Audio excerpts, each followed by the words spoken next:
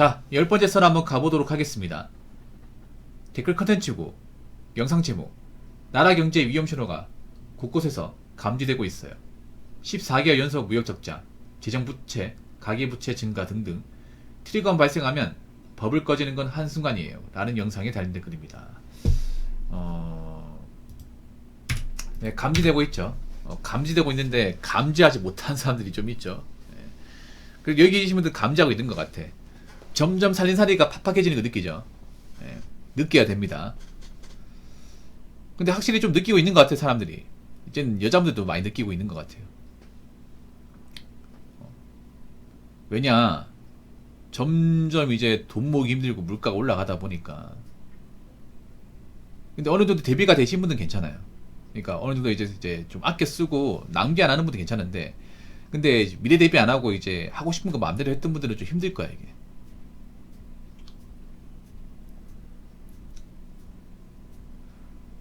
(14개월) 연속 무역 적자. 이게 작년 댓글인 작년. 올해는 어떻게 되는지 모르겠지만 작년 11월달 댓글이에요. 차이가 좀 있습니다. 근데 우리나라는 여러분 아시겠죠? 무역으로 먹고 삽니다. 무역. 그러니까 우리나라에서 이제 재화를 만들어서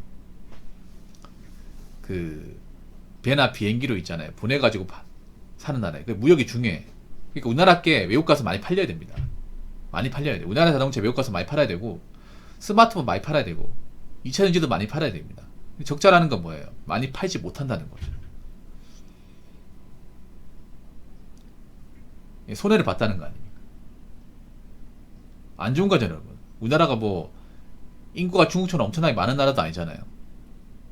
거기다가 노동할 수 있는 인구는 점점 줄고 있잖아요. 노인들만 많아지고 뭔가 열심히 살아야 하는 인구는 줄고 있어요. 왜냐, 출생아 수가 감소하고 있으니까.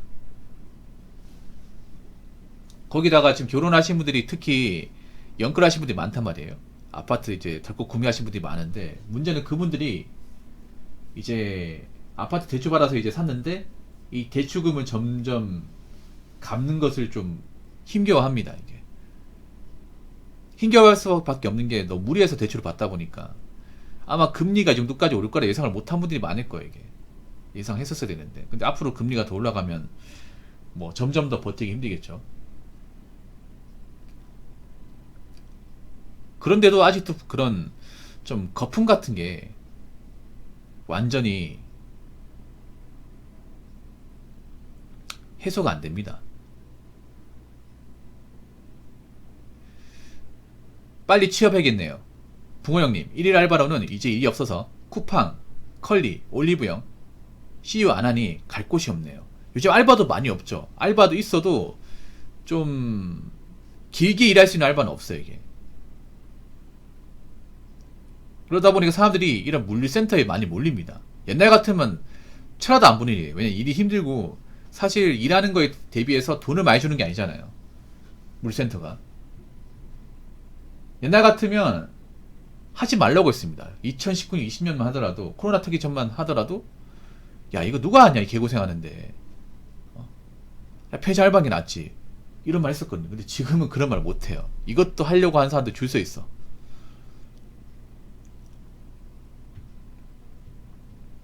이것도 요즘에 좀 일해본 사람들, 오래 한 사람들 써주고, 일하다 그만두고 이런 사람들 잘 안 써줘요.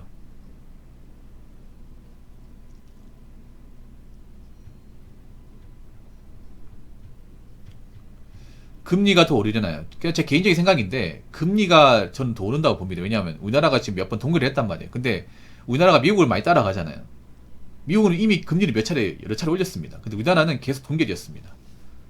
그래서 뭐 잘은 모르겠지만 그 미국 대선 결과에 따라서 아마 금리가 좀 요정되지 않을까 생각합니다. 좀 많이 참고 있는 것 같아요, 뭔가. 몇 번 올렸어야 했는데 올리면 워낙에 반감이 심하다 보니까 그냥 동결시킨 것 같아요. 미국 많이 올라갔어요, 미국. 우리나라는 미국의 어떤 경제 상황에 대해서 영향을 절대적으로 받고 있다 보니까.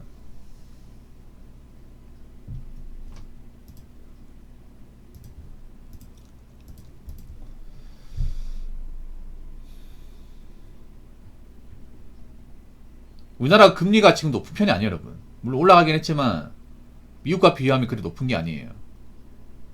근데 워낙에 조금이나 올리면 난리가 나니까 지금 동결시킨 것 같아요. 지금도 힘드니까. 지금도 금리 올리면 이제 숨이 턱턱 막히는 사람들이 많다 보니까 뭐 자영업자나 아니면 이제 각종 대출 받으신 분들, 영구족뿐만 아니라 뭐 비투도 있고 많다 보니까 이게.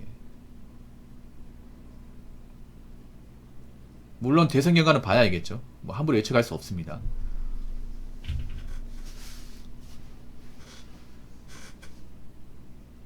그래서 버티지 못한 산 생깁니다 이게. 왜냐하면 애초에 저 주담대로 30년 동안 갚으려고 집을 사신 분들은 사실상 없어요 이게.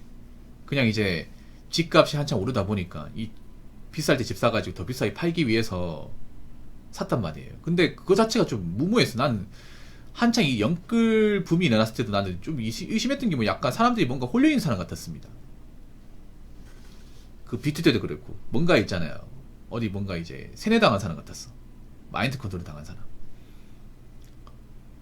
제가 그때 그런 말 했었거든요. 아니 지금 인구가 감소하고 있고 출생아수 감소하고 있고 학교도 없어지고 있는데 아파트 오른다는 게 말이 됩니까? 하면 막 노발대발 했습니다. 그 영끌 하신 분들이. 니까지 이게 뭐하냐고. 집값을 무조건 오른다. 앞으로 아파트 못 들어가면 당신들은 평생 아파트 구경도 못한다. 이런 말 대놓고 했었다니까요. 네가 아파트 못 사니까 배 아파서 그런 거 아니냐고. 이런 식으로 얘기했다니까 진짜 영끌적 분들이. 그게 어이가 없었어요. 따라서 안 사면 바보된. 그게 어이가 없었다니까. 아니 왜 따라하려고 합니까? 아니 우리나라 사람들 따라해서 잘 된 거 있었어요 여러분?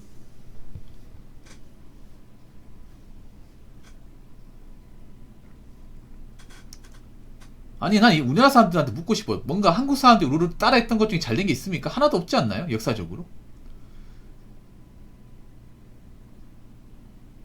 뭐 평생 따라마다 끝날 겁니까? 뭐 유행하면 따라오고 뭐 유행하면 따라오고 뭐 탕후루 유행하니까 다 같이 먹고 요하정? 요하정 한다 하니까 또 우르르 걷고 평생 그러고 살 거예요? 그렇게 따라하는 사람들 중에 잘 된 사람 있어?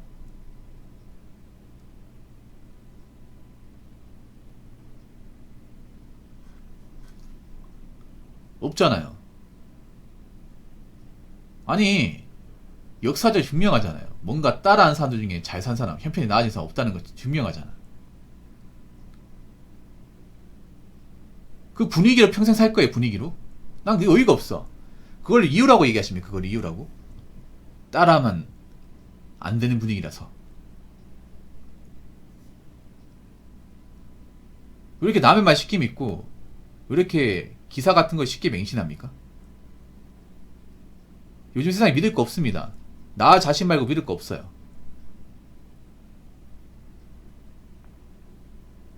그리고 나 자신 말고는 내가 지금 이 어떤 경제 상황을 타파할 수 없습니다. 이겨낼 수 없습니다.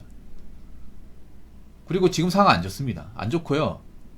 아마 비리는 사람들 중에 좀 능력 없고 많이 벌린 사람은 감당하지 못할 겁니다. 못할 거예요. 애초에 자기가 능력 안 되면 빚을 안 지는 게 맞습니다. 근데 그런 사람들이 너무 많습니다. 능력도 안 되는데 빚진 사람들이. 그것도 안 되는데 이것저것 대출받은 사람들이 많아요. 그럼 대가 치러야죠.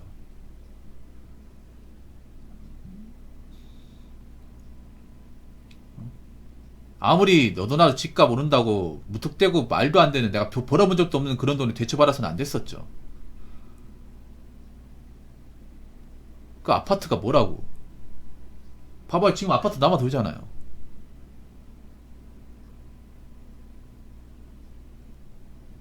무슨 종빈이 아파트 하나에 미쳐가지고.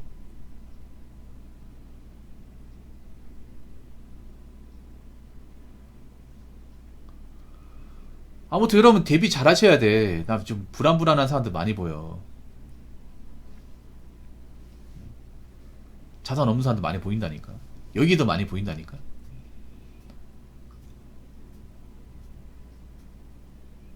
생각보다 대비 못한 사람들이 많아요. 들어오는 사람들이 많아요.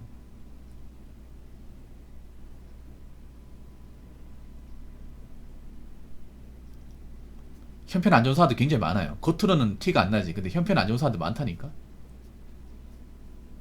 우리나라 사람들이 어떤 자기 어떤 치부를 드러냅니까? 잘 안 드러내잖아요, 이게.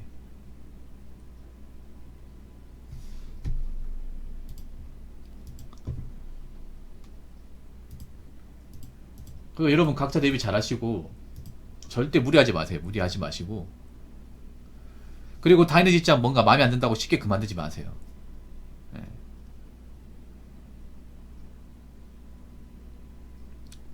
지금 다 버티기 들어갔어, 버티기.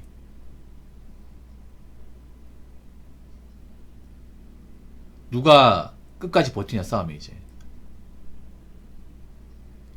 한번 나가 떨어지면 다시 들어올 수 없어 이게.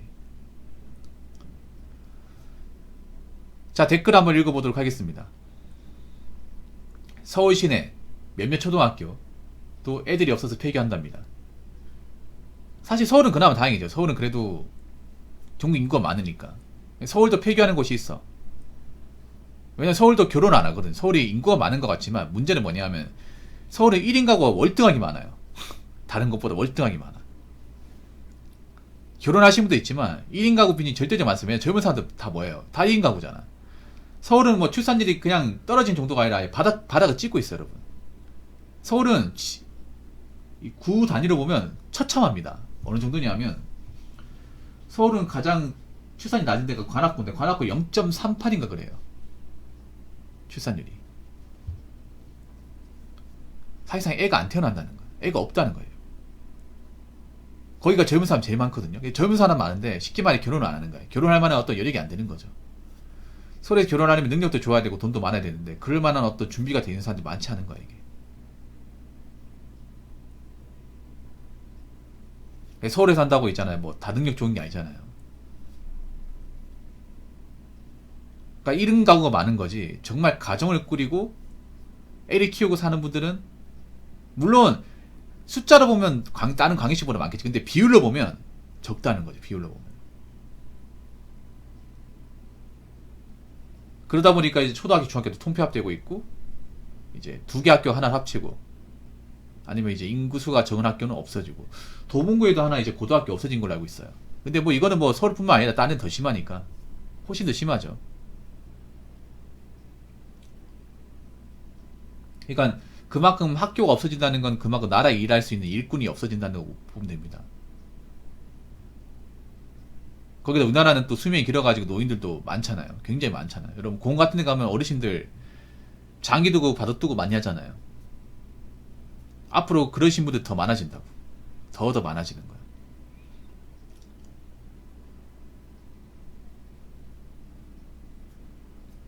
그리고 노숙자도 많아지겠죠. 뭐 길거리 다 앉으면 이제 의지가 꺾이다 보니까 뭐 서울역이나 인근 이제 지역에서 노숙하신 분들 많아지겠지. 제가 알기로는 좀 많아졌다 얘기 들었어요. 사람이 그래. 아니, 어떻게 저 길바닥 저 안 좋은데 어떻게 살까 생각하는데 살만하니까 사는 거라고. 왜냐하면 생각보다 서울 같은 데는 노숙자분들한테 지원을 많이 해주거든요. 다른 지역에 비해서. 뭐 밥도 주고 뭐 폰도 주고 지원금도 주고 한단 말이야. 길바닥에 자는 거면 힘들지 어느 정도 의식주는 해결 가능하거든요. 그래서 노숙자분들이 많아요. 노숙자분들이 이제 전국에 있는 분들이 다 서울 쪽 물량이 다 이고 있어요, 여러분.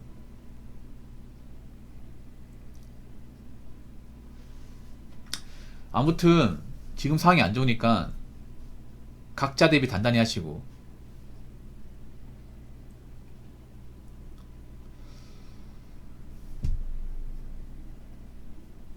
그리고